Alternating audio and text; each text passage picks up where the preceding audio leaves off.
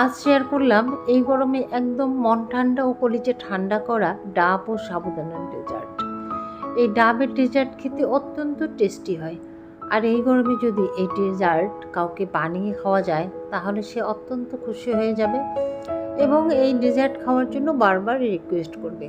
তাহলে দেরি না করে ঝটপট দেখে নেওয়া যাক আজকের এই ডেজার্ট রেসিপি। প্রথমে একটা কচি ডাব নিয়ে নিলাম। ডাবটাকে আমি কেটে জলটা বের করে নেব। এটা একদম ছোট্ট ডাব। প্রথমে জলটা একটা বাটিতে ঢেলে নেব। ডাবের সঙ্গে যে গুঁড়ি গুঁড়ি থাকে কাটার পরে সেগুলো পড়তে পারে, তা আমি এটাকে ছাঁকনি দিয়ে নিয়ে নিচ্ছি।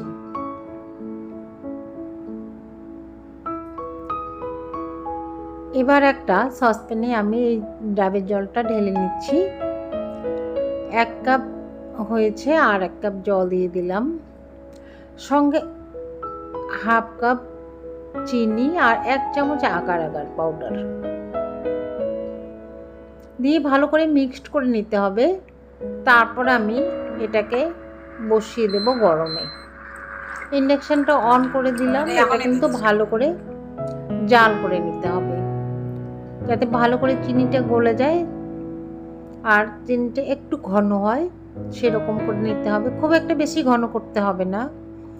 এবার আমি 3টে কাচের পাত্রে ঢেলে নেব সমান করে। যে পাত্র যেরকম সাইজ সেরকম করে ঢেলে নিতে হবে।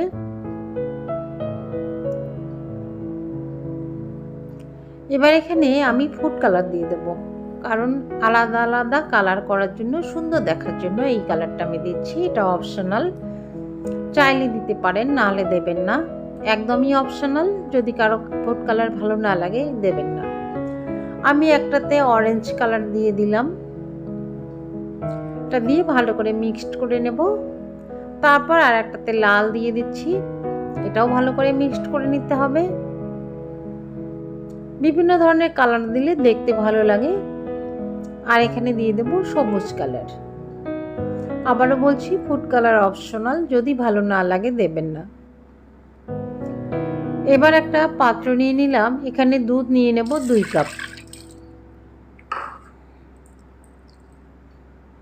দুধটাকে ভালো করে গরম করে নিতে হবে। চিনি দিয়ে দিলাম 1 টেবিল চামচ। চিনিটা কিন্তু নিজের পছন্দ মতো দেবেন। যদি কারো বেশি চিনি ভালো লাগে বেশি দেবেন। আমি কিন্তু চিনিটা কম করে দিয়েছি, কারণ আমার বেশি মিষ্টি ভালো লাগে না। আর এখানে হাফ কাপের মতো গুঁড়ো দুধ দিয়ে দিলাম। গুঁড়ো দুধ দিলে কি হয়, দুধটা সুন্দর ঘন হয়ে যায়, খেতে ভালো লাগে। গুঁড়ো দুধ দিয়ে দুধটাকে একদম ভালো করে জাল করে নিতে হবে, ফুটিয়ে নিতে হবে। দুধটা যাতে সুন্দরভাবে ঘন হয়ে আসে।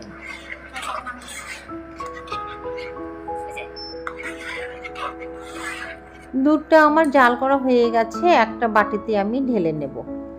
এবারে আরেকটা বাটিতে আমি জল ফুটিয়ে নিচ্ছি। এখানে আমি হাফ কাপ সাবুদানা দিয়ে দেব। দিয়ে সাবুদানাটাকে সেদ্ধ করে নিতে হবে। আর একটা কথা বলি, যদি কারো খুব কম সময় থাকে সাবুদানা ভিজিয়ে রাখবেন। সাবুদানা যদি ভিজিয়ে রাখা হয় তাহলে কিন্তু তাড়াতাড়ি সেদ্ধ হয়ে যাবে। আর যদি সাবুদানা শুকনো অবস্থাতেই জলে দেওয়া হয় তাহলে কিন্তু সেদ্ধ হতে অনেকটা টাইম লাগে। কারণ আমি ভিজিয়ে দেইনি, সেদ্ধ হতে একটু বেশি সময় লেগেছে। কিন্তু যদি ভিজিয়ে দেওয়া যায় খুব তাড়াতাড়ি কিন্তু এটা সেদ্ধ হয়ে যায়। এটা একদম পর্যাপ্ত সেদ্ধ করে নিতে হবে। দেখবেন একটা সময় সাবুদানার কালার চেঞ্জ হয়ে গেছে, একদম স্বচ্ছ গ্লাসের মতো হয়ে যাবে। তখনই বুঝে নিতে হবে যে আমার সাবুদানা সেদ্ধ হয়ে গেছে। এবার এটাকে ভালো করে স্ট্রেনারে দিয়ে ধুয়ে নিতে হবে। আর আমি এই যে ডাবের জলটা ফ্রিজে রেখেছিলাম, নর্মাল ফ্রিজে 10 মিনিটের জন্য। 10 মিনিট পরে এটা একদম সেট হয়ে গেছে। ফ্রিজে রাখলেও হবে, না রাখলে হবে। এবার আমি সুন্দর শেপে কেটে নেব। এটা কিন্তু খুব সহজেই উঠে আসে, আর এটা ফ্রিজে রাখতে হবে এমন কোনো ব্যাপার নেই। খুব তাড়াতাড়ি এটা সেট হয়ে যায়, যেহেতু আকার আকার দেওয়া আছে। সুন্দরভাবে দেখতে পাচ্ছেন উঠে আসছে। তো সবগুলো একইভাবে কিন্তু উঠিয়ে নেব।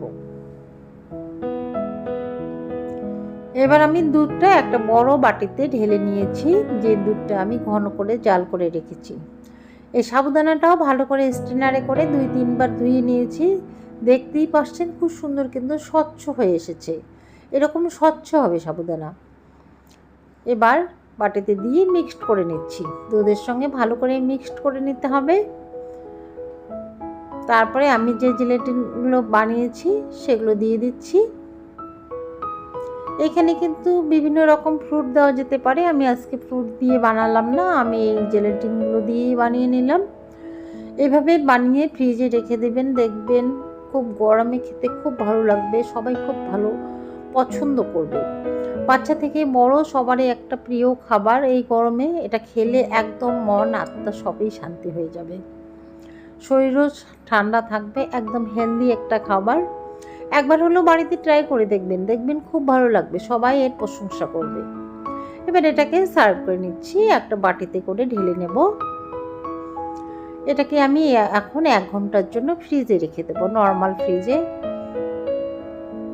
তাতে করে এটা খুব সুন্দর ঠান্ডা হয়ে যাবে। এটা ডিপেও রাখতে পারেন, তাহলে তাড়াতাড়ি ঠান্ডা হয়ে যাবে। আমি এটাকে ফ্রিজে রেখে ঠান্ডা করে নেব, ঠান্ডা করে নেওয়ার পর এটাকে সার্ভ করব। অতিথি আপ্যায়নও এটা সার্ভ করতে পারেন, খুব ভালো লাগবে, সবাই খুব পছন্দ করবে এই গরমে একটা ডেজার্ট। ফ্রিজ থেকে আমি বার করে নিয়ে আসলাম, দেখুন সুন্দরভাবে কিন্তু জমে গেছে, একটু ঘন হয়ে গেছে। উপরে কিছু বাদাম দিয়ে আমি সার্ভ করে নিচ্ছি গ্লাসে। কিছু আমন্ড আমি কুচি কুচি করে দিয়েছি, দেখে বুঝতে পারছেন এটা কতটা সুন্দর লাগছে। এটা দেখতে যতটা সুন্দর, খেতে কিন্তু অত্যন্ত টেস্টি হয়। ভালো লাগলে অবশ্যই একটা লাইক দিয়ে কমেন্ট করে জানাবেন কেমন লেগেছে। এবার আমি এটাকে গ্লাসে সার্ভ করে নিচ্ছি খাওয়ার জন্য, পরিবেশন করার জন্য। আর চ্যানেলে নতুন হলে একটা সাবস্ক্রাইব করার অনুরোধ থাকলো, সাবস্ক্রাইব করে পাশে থাকা বেল নোটিফিকেশনটি অল করে রাখবেন, যাতে করে আমি ভিডিও আপলোড করলে সর্বপ্রথম আপনাদের কাছে পৌঁছে যায়, আর এরকম নিত্য নতুন রেসিপি আপনারা দেখতে পারেন।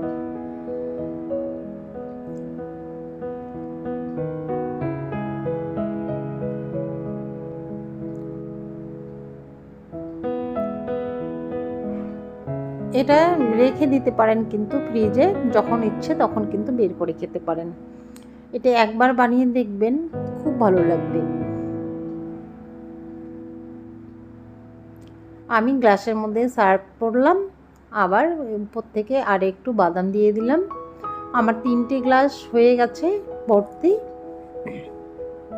আমি 3টেতেই পরিবেশন করলাম। আজ এ পর্যন্তই, দেখা হবে পরে আরেকটি নতুন রেসিপিতে। যারা ফেসবুক থেকে দেখছেন পেজটি ফলো করে রাখবেন। ভালো থাকবেন, সুস্থ থাকবেন, ধন্যবাদ।